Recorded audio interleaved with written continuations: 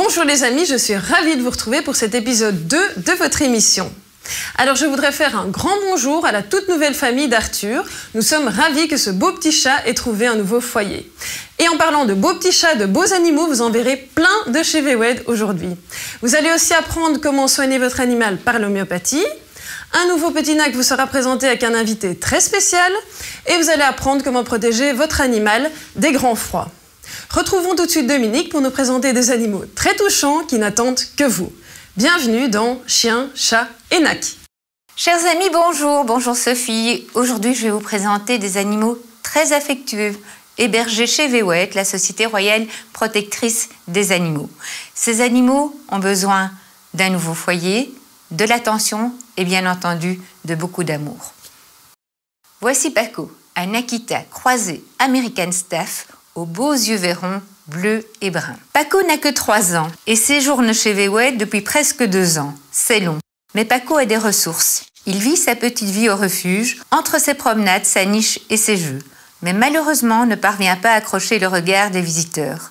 Paco aime le contact humain et a besoin d'interaction et de jeu. Il a été abandonné sans raison particulière. N'ayant jamais été sensibilisé, la présence d'autres animaux et d'enfants dans son futur foyer est déconseillée. Joueur, curieux, enjoué, Paco a beaucoup de potentiel.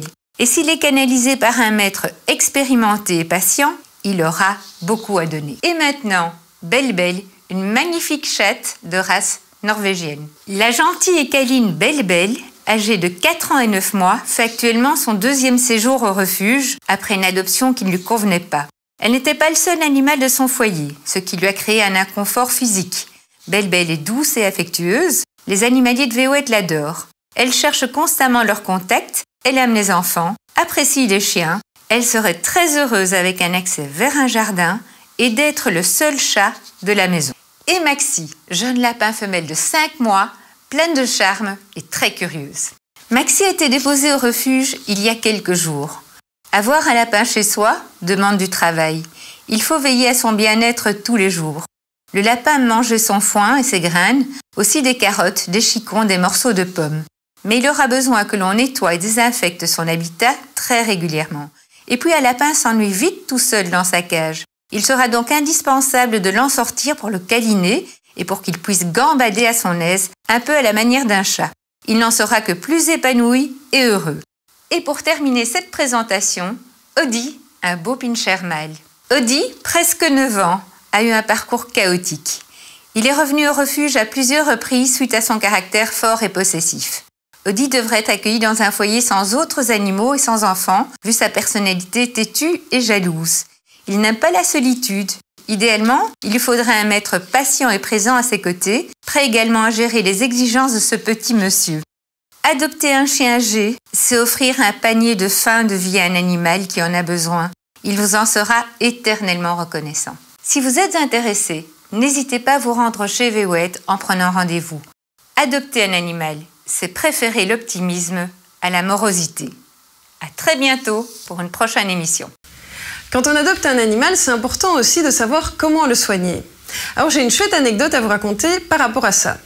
Il y a un maître qui était inquiet parce que son animal restait couché dans le fauteuil, il ne bougeait pas, et donc il a décidé d'appeler le généraliste. C'était la nuit, donc il ne voulait pas déranger le vétérinaire.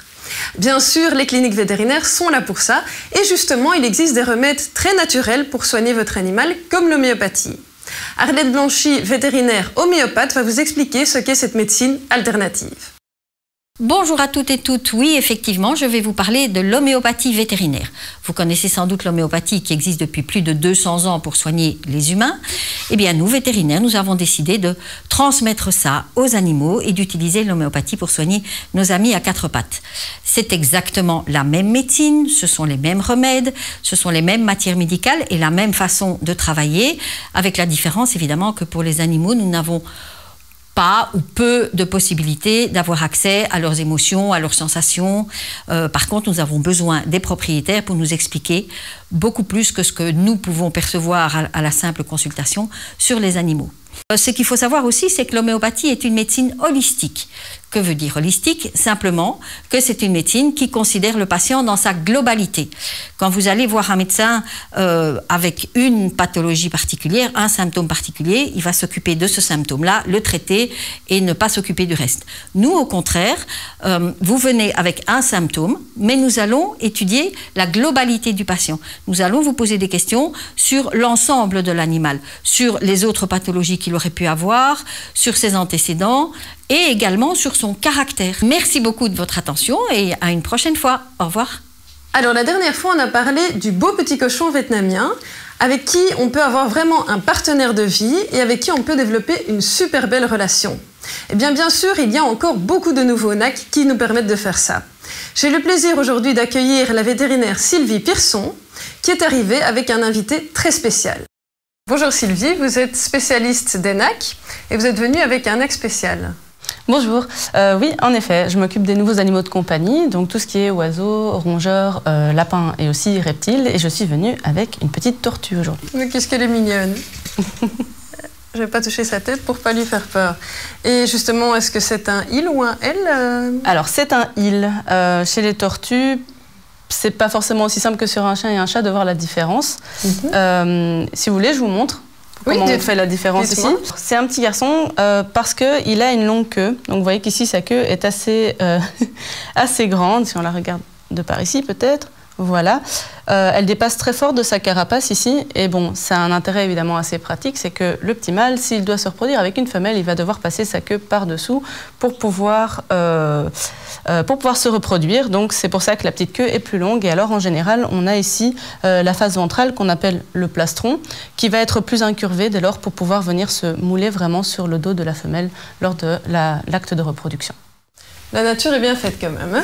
Ça c'est sûr. Et comment est-ce qu'il s'appelle? Alors il a été dénommé Flash. Flash, quoi, il est tellement... Ah, c'est ça. Oui, la rapidité. D'accord.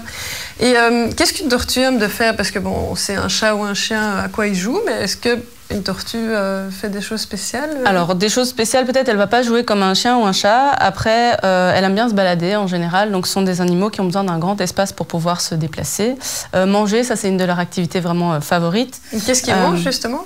Alors ici c'est une tortue terrestre, donc c'est un animal qui est plutôt herbivore, donc on peut lui donner à la maison vraiment tous des végétaux qu'on a chez nous, donc du chicon, de la roquette, de la salade, de la tomate. On peut aussi donner des fruits et légumes, des fruits en plus des légumes je vais dire.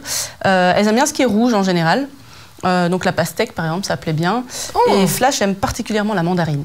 Oh, elle a de bon goût quand même. Ah oui, hein, je trouve aussi. Il a de bon goût, on dit la tortue, mais c'est il quand même. Oui, bah oui. Oh, je crois pas que ça le vexe. Et combien de temps est-ce que ça vit une tortue? Alors en captivité, c'est vrai qu'une tortue, ça peut vivre plus de 50 ans.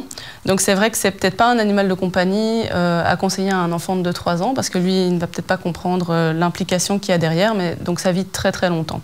Normalement, plus de 50 ans. Dans les meilleurs cas, ça peut même vivre 80 à 100 ans. Ça, c'est vraiment un animal fidèle, hein. Il peut rester avec nous toute notre vie et peut-être même après nous. Ça, c'est quand même chouette, hein. Et justement, en fait, on ne voit pas souvent ce genre d'animal. Est-ce que beaucoup de personnes ont un NAC, une tortue en tant que NAC? Honnêtement, oui. Je trouve que c'est un des reptiles qui, à mon avis, est le plus facilement détenu, simplement parce que c'est le reptile dont les gens n'ont pas peur en général, hein, parce que quand je vous parle de serpent, souvent on se dit « Ouh là là, un serpent !»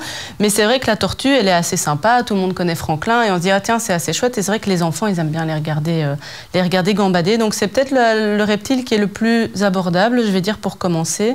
Donc oui, moi j'ai quand même pas mal de clients qui ont ce petit animal chez eux. D'accord. Et justement, en fait, il y a beaucoup de personnes qui pensent que les animaux à sang froid ne donnent pas d'affection, on ne peut pas avoir de relation avec eux. Qu'est-ce que vous en pensez de ça? Alors, est-ce que ça donne de l'affection? Je prétends pas encore être dans la tête d'une tortue pour vous dire si vraiment elle nous apprécie ou pas. En tout cas, ce qui est sûr, c'est que c'est pas des animaux, en tout cas les tortues terrestres, qui sont agressifs. Pour ma part, je les trouve super fascinants, donc j'adore les regarder et c'est un plaisir pour moi d'avoir une tortue chez moi. Je pense qu'avoir un reptile, c'est plutôt comme avoir un poisson à la maison. Est-ce que Nemo vous donne de l'affection dans son aquarium? Je suis pas sûre. Maintenant, est-ce que c'est agréable pour vous de le voir dans son environnement, de le voir évoluer? Je pense que oui. Donc si ça vous fait du bien, bah, pourquoi pas? C'est le principal, de toute façon. Exact. Merci beaucoup Sylvie, on se retrouve bientôt pour un nouveau NAC à présenter. Bah oui, merci beaucoup Sophie. Au revoir. Au revoir. Alors comme vous le savez, je suis une grande passionnée d'animaux, tout comme vous. Mais malheureusement, il y a des personnes qui aiment de faire du mal gratuitement à des animaux. Alors ils mettent des pièges, soit avec des empoisonnements, soit avec des clous ou du verre pour faire du mal juste par plaisir. Eh bien, j'ai une bonne nouvelle parce qu'ils peuvent être poursuivis, on peut porter plainte pour atteinte à l'intégrité physique. Pour terminer, on est en hiver et on a connu des grands froids il n'y a pas très longtemps. Qui dit grand froid dit neige, et quand il y a de la neige, on met du sel sur les routes et sur les trottoirs. Il faut savoir que ce sel est très corrosif, très irritant pour les pattes de votre animal. Le chien peut en fait, en se léchant, s'irriter et avoir une intoxication. Donc pour éviter ça, avant de sortir, vous mettez soit de la vaseline, soit de la glycérine sur leurs pattes. Et quand vous revenez, vous nettoyez à l'eau tiède pour protéger leur coussinet. N'oubliez pas, si vous avez un coup de cœur pour un des animaux de VWED, n'hésitez pas à les adopter, vous pourrez vivre une très belle aventure comme la famille d'Arthur. C'est ici que se termine votre émission. On se retrouve très bientôt pour de nouveaux animaux de chez VWED et pour pouvoir découvrir tout ce qu'il faut pour le bonheur de vos compagnons. Ciao les amis!